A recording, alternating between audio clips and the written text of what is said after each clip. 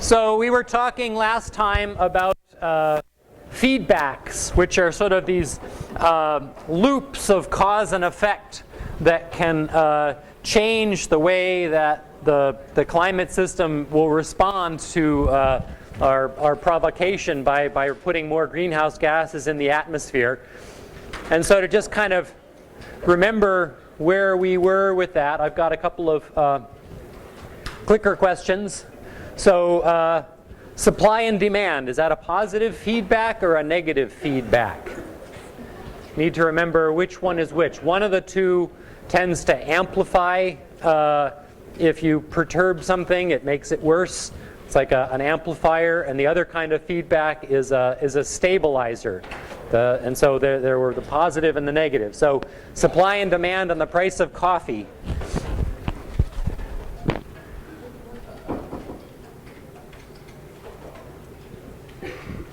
So we're about evenly split on this one. Actually, supply and demand is a mechanism that, in theory, economic theory holds sway at this university, so we'll stick to it. In theory, it stabilizes the prices of things. If things get too expensive, then not enough people will buy them, and so then the price will have to drop because the price always finds the point at which the supply equals demand. And so stabilizing, that's a negative feedback. That means that if the price is too high, that would be like a positive excursion. And the supply and demand mechanism would then push the price back down toward the equilibrium one. So this is a stabilizing negative feedback.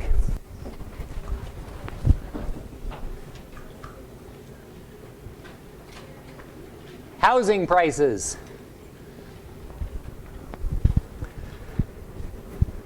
Housing prices had this sort of there you go, it's a positive feedback. They've had this dynamic over the past couple of years where people buy houses as investments, planning that the price is going to keep going up. And so if the price goes up a little bit, then people buy more real estate because they think it's going to keep going up, and so that tends to drive it up even further. So that would be an example of a positive feedback. So that's an amplifier, and so you get this sort of bubble effect. And of course, we can't talk about feedbacks without going to the master. Jimi Hendrix, with his guitar, would be standing in front of a big amplifier, giant speakers, right? And the sound coming out from the speakers at some frequency picks up it makes the strings on the guitar move, and then that sends sound back to the amplifier, which makes the amplifier make more noise, and so that too is a positive feedback. You're right.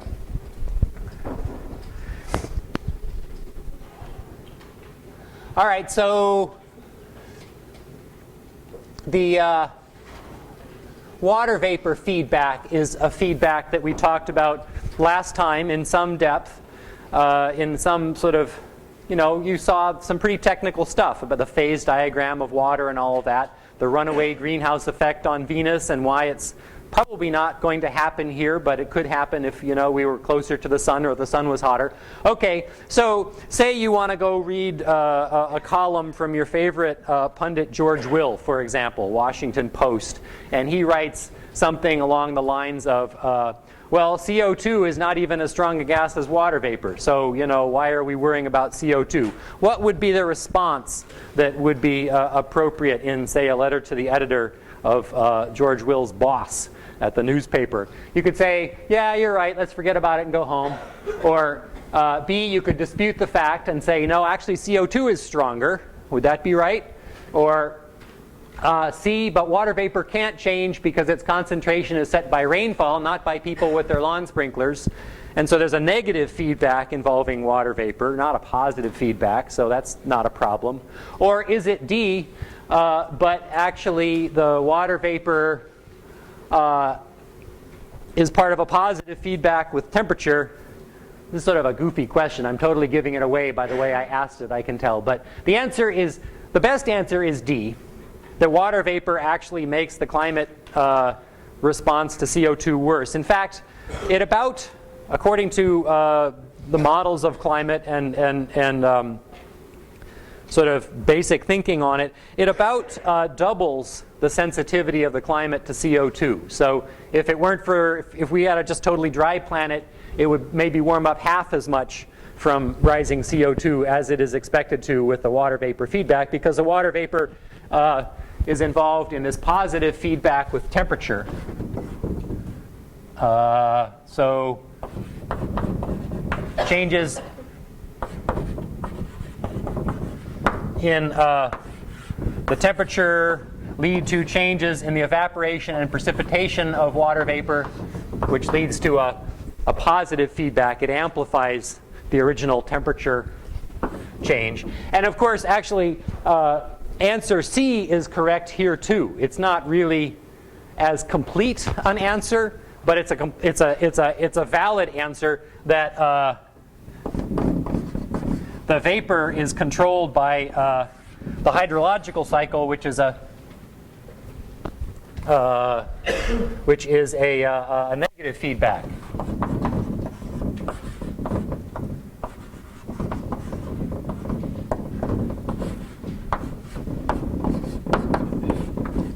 So maybe over here we'd want to write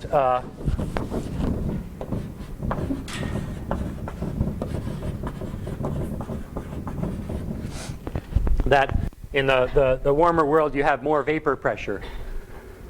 Okay, so the water vapor feedback was one of the two feedbacks that we talked about last time that were sort of new to you. The other one is the ice albedo feedback. Albedo, you remember, is the reflection of visible light, and ice is very shiny. It tends to reflect lots of light back to space. And so if you melt ice by warming the planet, you get a positive feedback that looks like this.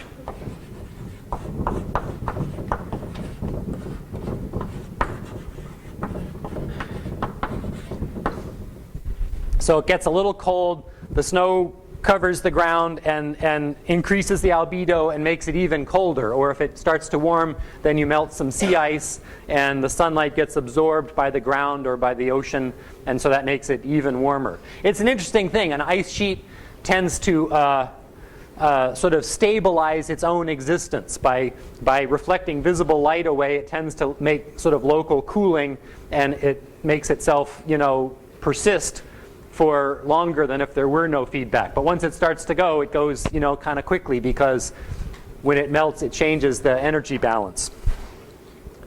So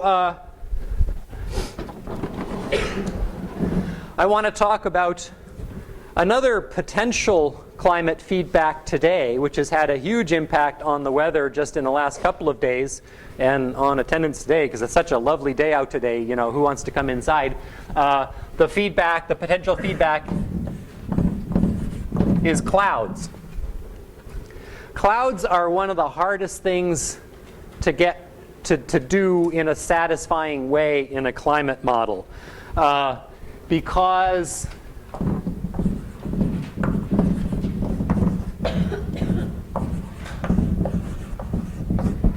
they're hard to model because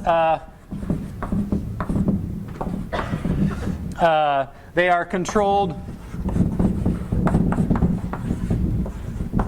by stuff that goes on a very wide range of spatial scales.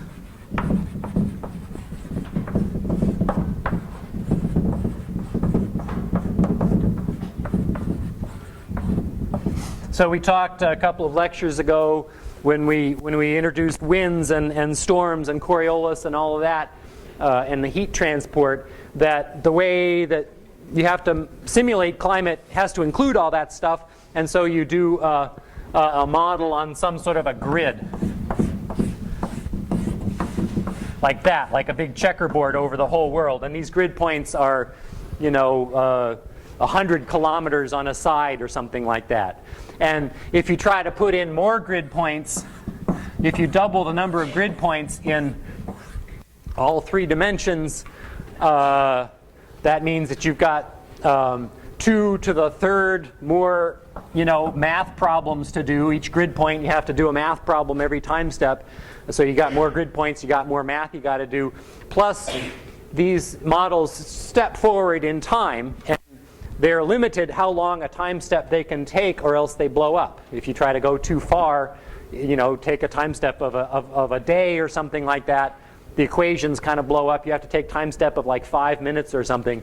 And when you make these grid points smaller, you have to take shorter time steps. So that means that every time you try to double the resolution of one of these models, it takes a lot longer to run on a computer. Well, it turns out that what happens in clouds, there's little winds that have updrafts and downdrafts and things, and when the air goes up, you get condensation of the droplets. But then the droplets might coalesce to form bigger droplets, and that happens because big ones are falling faster than little ones, and so they sort of sweep out the air, and they grow that way.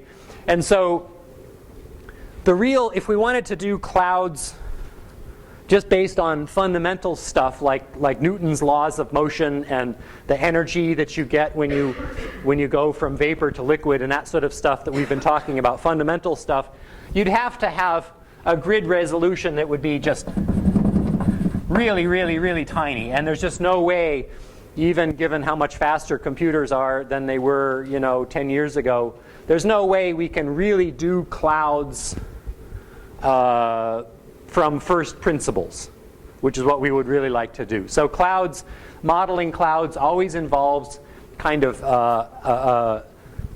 they call it parameterization, which is kind of a nice word for some sort of a lookup table, or faking it in some way. You can't really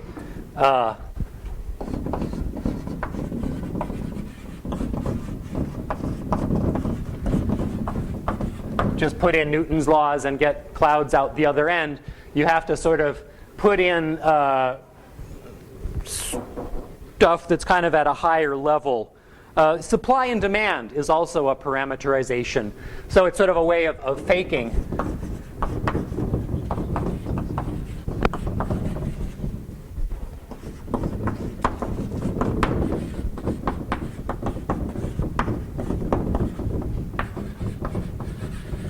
The first principle model that you'd like. So if you wanted to do supply and demand from first principles, you'd have to have some sort of a mathematical description of greed and envy and fear and speculation and all the things that go into people's decisions whether to buy stuff or not buy stuff. So you can't really do that from first principles either. So they come up with these sort of curves, supply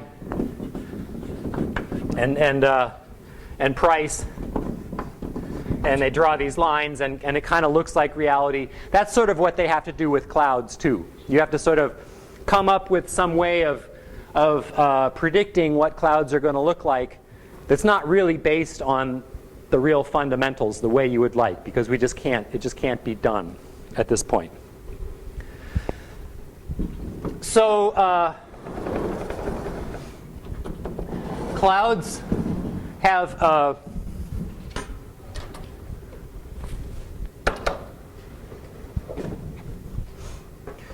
several different effects on the climate, some of which we've already talked about and you've sort of played around with yourself already in the lab, and some of which you'll play around with more this week.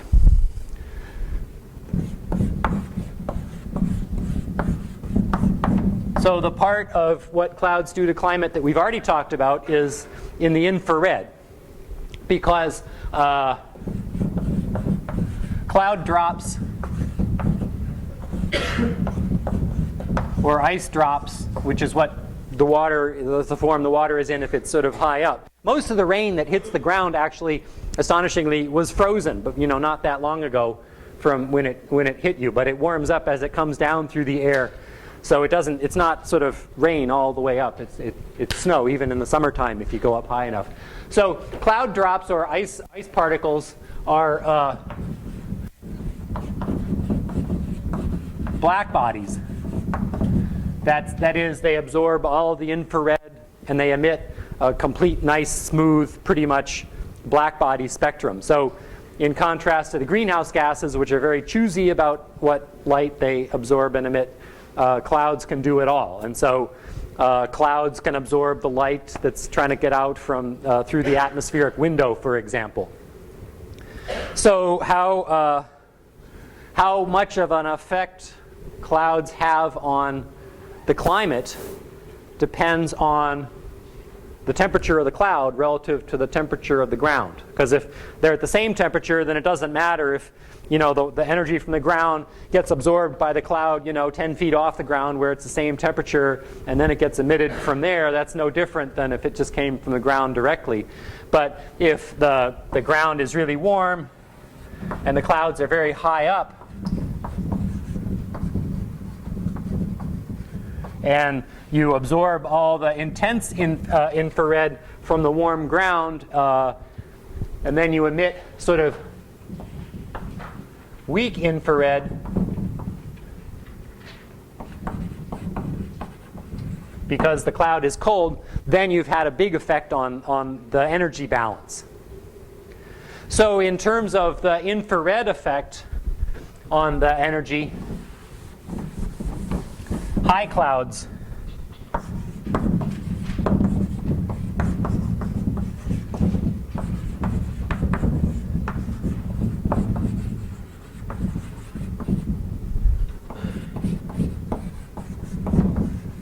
have a stronger effect on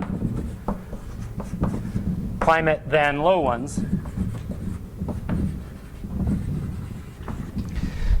And the infrared effect of clouds, is it going to warm the planet, or is it going to cool the planet?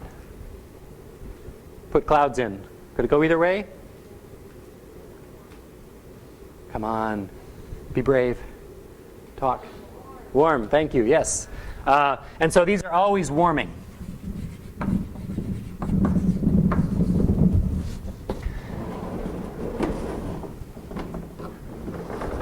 So the other side of the coin that we haven't talked about yet is visible light. And that's a huge effect. You walk outside and stand there in the glorious sunshine, and you will know exactly what I'm talking about immediately. You can feel the sunlight, and it has a strong effect.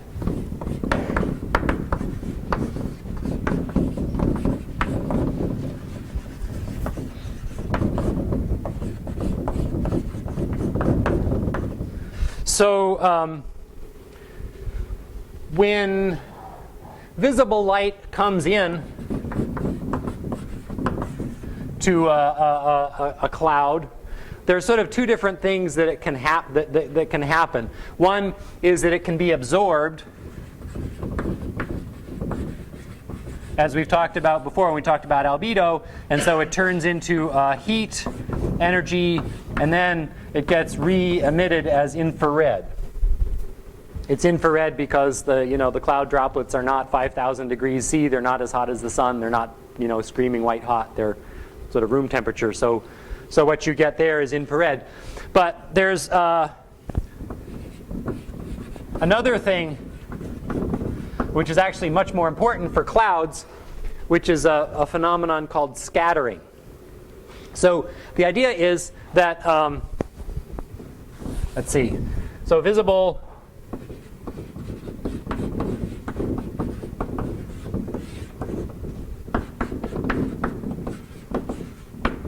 scattering then reflects the same visible light that came in. So it's sort of bouncing off sort of like a mirror rather than being absorbed and emitted. So we sort of talked about this before when we were doing albedo. But now with cloud droplets, it's kind of cool. We can talk about how exactly this scattering occurs.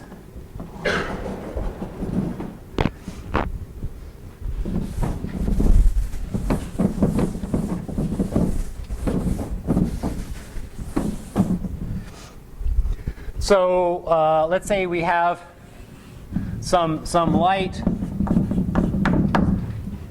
coming in, and it's got this electric field that's oscillating back and forth. And then it hits a water droplet. And water can conduct electricity. And so it's possible to sort of, by tugging on it with an electric field, it's possible to make the droplet have a little bit of a charge asymmetry, a dipole moment. Like we were talking about the gases, if you put negative atoms on one side like oxygens and positives on the other, you get sort of this dipole moment, so it interacts with infrared light. This is a lot like that, only we're sort of sloshing the charge around in this water droplet.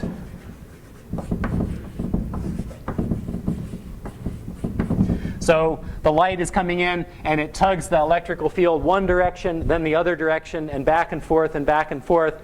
And the electric field of this water droplet kind of rings like a bell. It kind of goes in the same frequency as the light that's coming in, because that's how you're tugging on it. And so this thing can then emit visible light in the same frequency as the light that came in. And it might go in some totally different direction. So that's why it's called scattering. It comes and then it kind of shoots off in some other direction. It can shoot off back to space.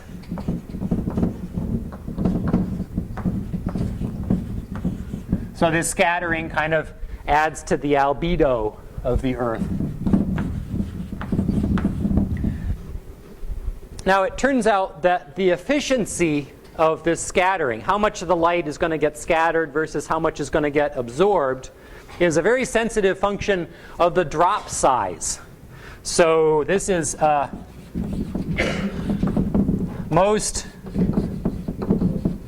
likely to happen if the size, the drop size, is comparable to the wavelength of the light.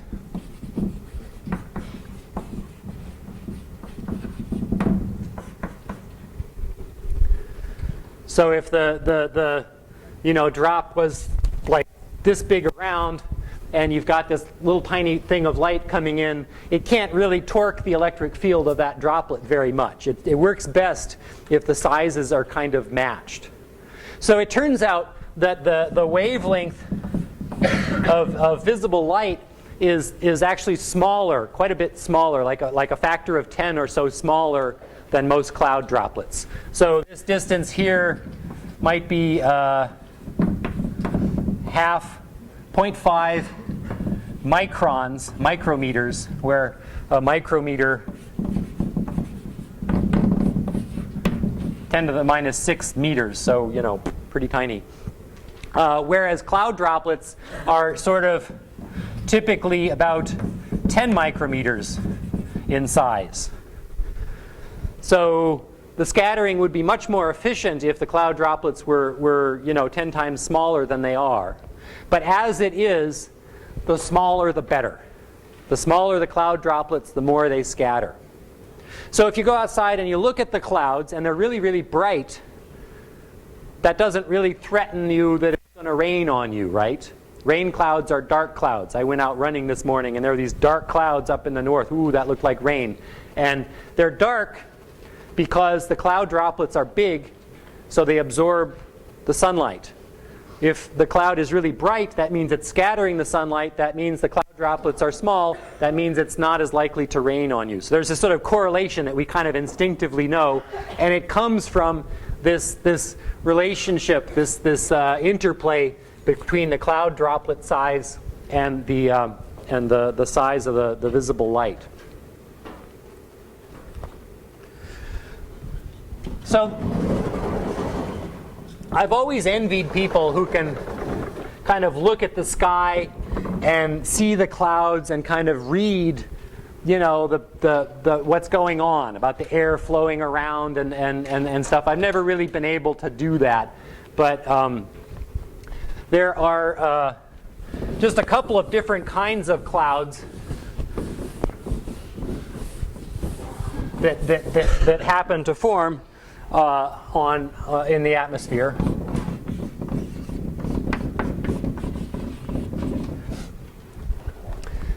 So the atmosphere,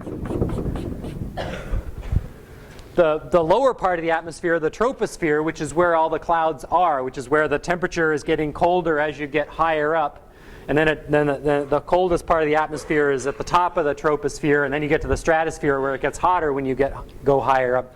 The troposphere is basically about 10 kilometers high. It's higher in the tropics and lower at the poles, but basically about 10 kilometers, so 30,000 feet. The cruising altitude. It's okay to get out your laptop and buy a drink on the airplane. That's where airplanes fly, sort of at the top of the troposphere, sort of about here.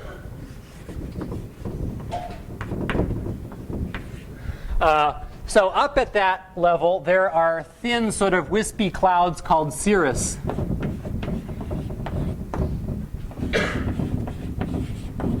And there are also paths from these airplanes called contrails.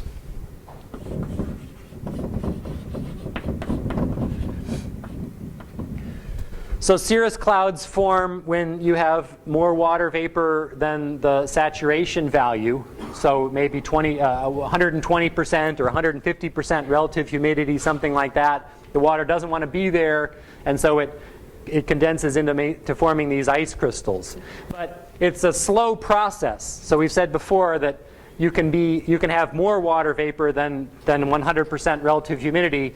It's just not energetically the way it wants to be. And if you give it some way to form droplets, it will happily do that. That's what airplanes do when they fly through. So they're flying through some air. The conditions have to be right. The air has to have too much water vapor in it. It's got to be more than 100% relative humidity. And then, the particles coming out of the exhaust make little nucleation sites that can form these cloud droplets. So you get this line in the sky that follows the airplane, which is a contrail. So these contrails also then can sort of spread out, and the line goes away before the particles necessarily do. So the airplanes might be making more cirrus clouds than would have been there otherwise. And then there are, so that's up at sort of like 10 kilometers altitude. And then there's sort of nothing that happens for a large span of distance in the troposphere. And then you get these kinds of clouds down in the lower part of the troposphere. Cumulus clouds, which are where the air kind of goes up in a focused sort of a way. And so you get these sort of towers. And they tend to go up to about, for anywhere from 0 to maybe 4 kilometers in altitude in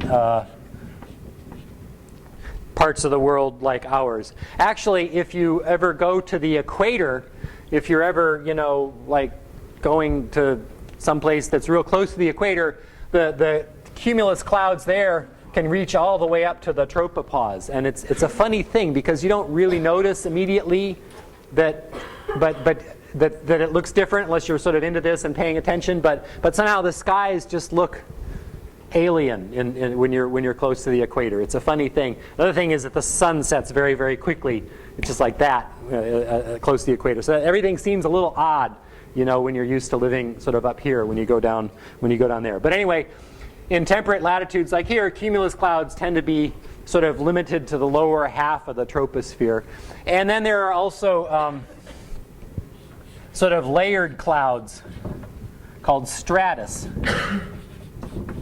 clouds, which are the product of sort of really broad scale kind of upward motion, or a boundary between two different air masses that makes the water condense out at that level. So stratus clouds, when you go outside and it's just like cloudy forever in all directions, those are stratus clouds. So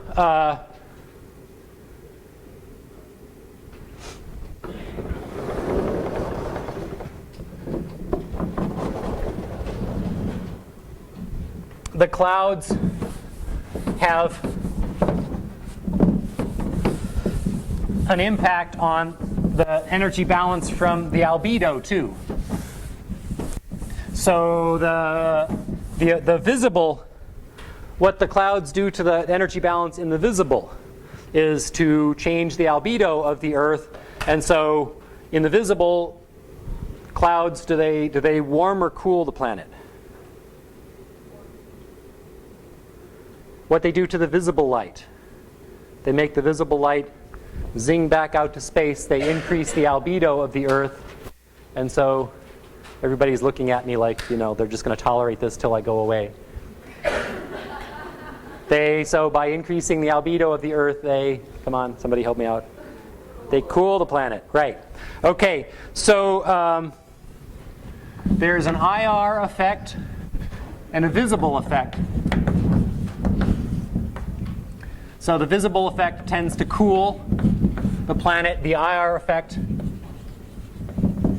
tends to warm the planet. And we've got basically two different kinds of sort of varieties of clouds.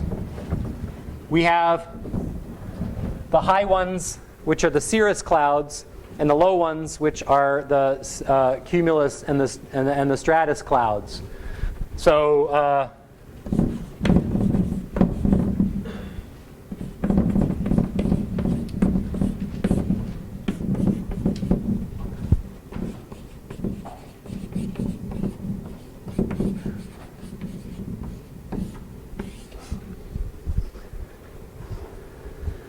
So what is, let's see, let's do this. Let's do this by popular vote. So let's start with this one, the IR effect of the cirrus clouds. Do we expect that to be strong or weak?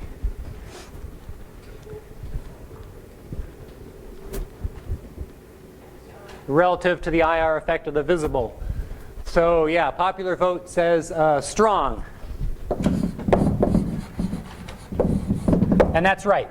They're stronger, whereas the IR effect from the lower clouds, from the lower clouds is weak, because the lower clouds are at the same temperature of the ground more closely, right? So the colder the cloud is, the stronger the greenhouse effect from the cloud is going to be. So high clouds get dealt, all the good cards in the IR because they're up in the high altitude air where it's colder. Everybody good with that? Now the visible effect. Which of these two? Let's see. So the visible effect of cirrus clouds. Let's ask about this one now. Compared to the visible effect of the stratus and the cumulus clouds. Which one do you think has the strongest effect on the visible light energy balance? So let's say for the cirrus, is this going to be strong or weak?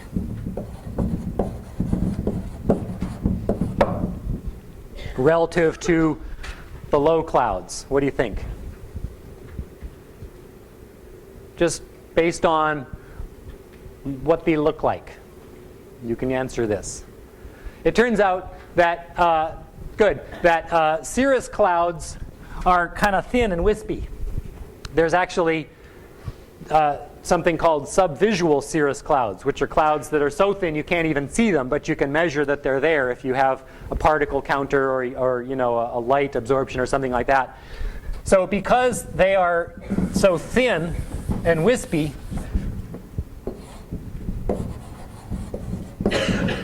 they are a weak effect on the albedo of the Earth. If you look down at the globe, the cirrus clouds don't really make the Earth all that much whiter because they're just sort of thinner. Whereas the lower clouds have a much stronger effect just because they're denser. There's more droplets. You can't see through them. So the light can't get through them. That's because they're just more droplets there going on. So now the net effect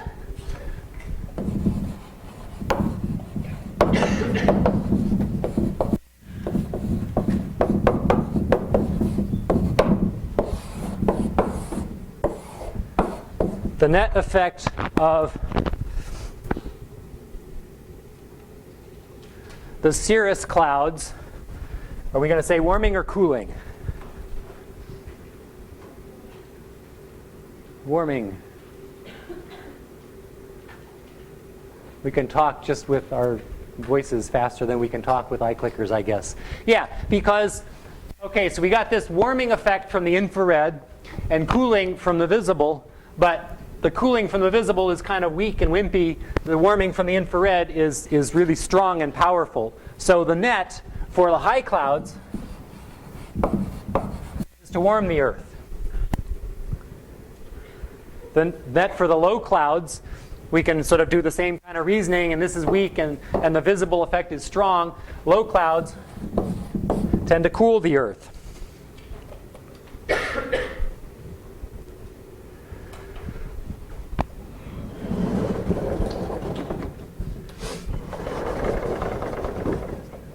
So this is supposed to be a lecture about feedbacks.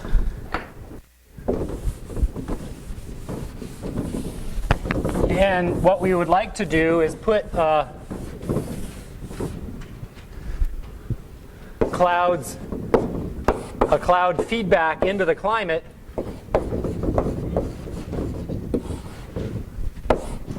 that would feed back to the temperature of the Earth. And as you'll see in lab, the way that the intensity that the clouds mess with the energy budget is huge. It makes a huge difference in the number of watts per square meter, whether you put a cloud there or not. I mean, you go outside and you can feel the sunshine. That's a lot of heat. And if, or if it's really dark and cloudy, you don't feel it. It's a much bigger difference, actually, than the heat that you feel just from the CO2 that's coming down. If you double the amount of CO2, you get something like 4 watts per square meter is how much you're messing with the energy balance. And it's important because you're doing that everywhere over the whole world. So this is not a small effect, but these effects on the clouds could be, tens or even 100 watts per square meter. So these are really heavy hitters. They have a huge impact on the energy balance. And so, if we warm the climate a little bit with some CO2, for example, then what do the clouds do? It's really not very well known. It's not clearly a positive feedback or a negative feedback, because it's sort of a difficult thing to deal with in a satisfying way, because the clouds require such close detail in the models if you wanted to actually do them from first principles the way you would like. So the way they do it is they come up with these schemes, these parameterizations that like a set of rules or something. If the temperatures are this and the winds are going that way, then you expect to find this kind of cloud. And then they test that against real weather data and try to figure out what the factors are that make it favorable for one kind of cloud versus another, or how big the cloud droplet sizes are, or something like that. So it's not from first principles, but it's the best that can be done. The question is whether if you change the climate of the Earth, those rules could change a little bit. We know that Newton's laws of motion don't change, but these parameterizations to do clouds, they could conceivably change. And so there could be sort of feedbacks here that are going to be difficult to deal with in a thoroughly satisfying way with just models alone. So beginning on Wednesday and then for a couple of weeks, we're going to take a break from all this climate physics and talk about the carbon cycle, which is kind of fun for me because that's kind of what I you know, that's where my passion is. So that'll be sort of a break for me and maybe a break for you too. But when we get back after a couple of lectures to talking about the climate forecast, the fact that you can't do things like clouds from just first principles means that you got to kind of rely on observations, on you know, whether the temperature of the Earth has been changing and how it compares with the models. You can't, I mean, a model doesn't prove anything by itself. You have to sort of, because of clouds and other reasons, but in particular because of clouds, you have to sort of ground truth the models with real observations before it's anything that anybody would be willing to pay money to change, you know, CO2 emissions in response to. So there's one last sort of related issue with clouds, which is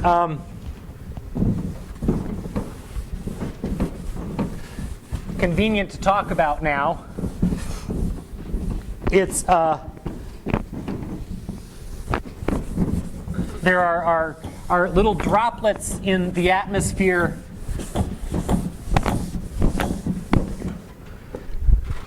which are there because of human activity, which sort of act like clouds a little bit, and they also can affect the clouds. These droplets are called aerosols.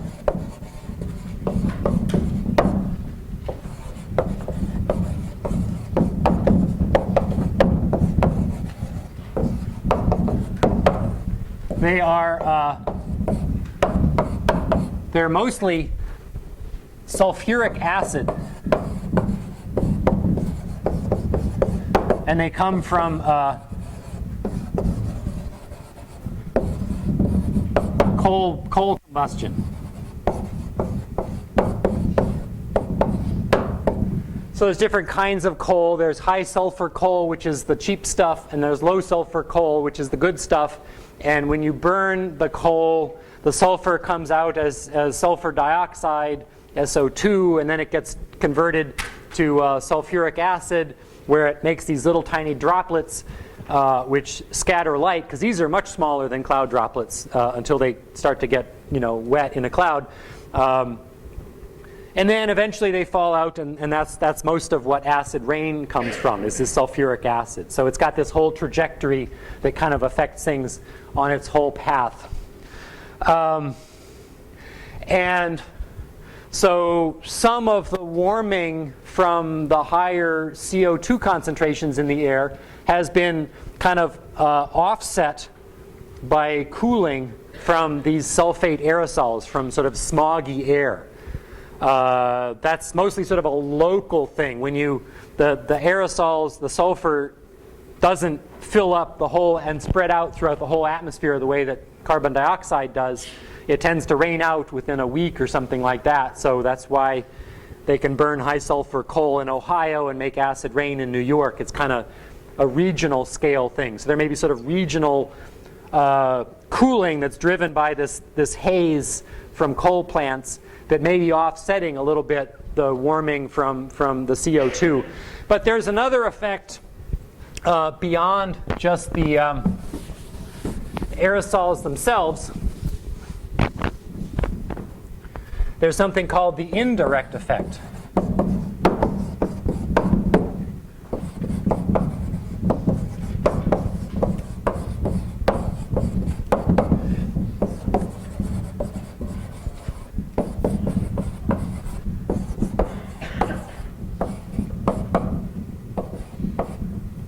Which is where the aerosols change the cloud droplet size.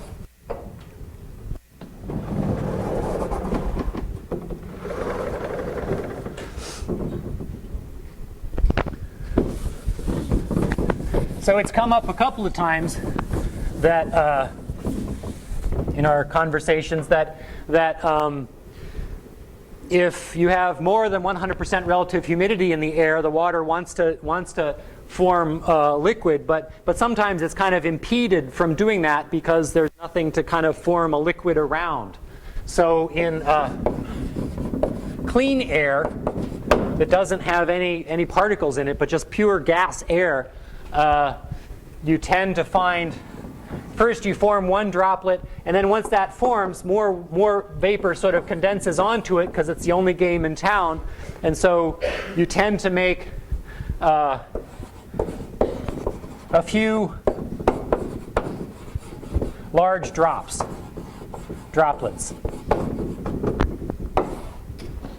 Whereas in dirty air, you've got lots of these aerosols. They form, they are what they call nucleation sites. So they're like seeding the cloud. They enable the drops to form, give it a place to start. So you get water sort of condensing on all of them because it's really easy, and you end up with a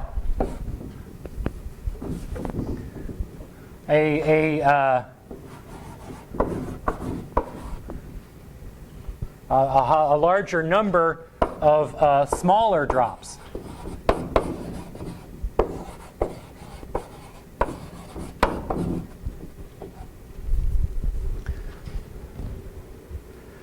And the effect of the drop size is what we talked about earlier, the scattering efficiency. If you make the drops smaller, they tend to be shinier. They tend to reflect sunlight back out to space better, and so they have a stronger cooling effect on the climate.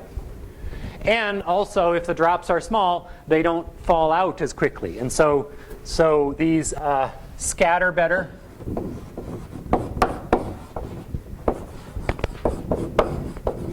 And they don't rain out as quickly. So they may persist for longer in the atmosphere, but the water may hang around and affect the climate for longer in the air before it provokes rain and comes out. So clouds are kind of like a loose cannon in the whole forecast. It's a really hard issue, and so that's what it is. Okay, so on Wednesday we will start talking about the carbon cycle. Woohoo!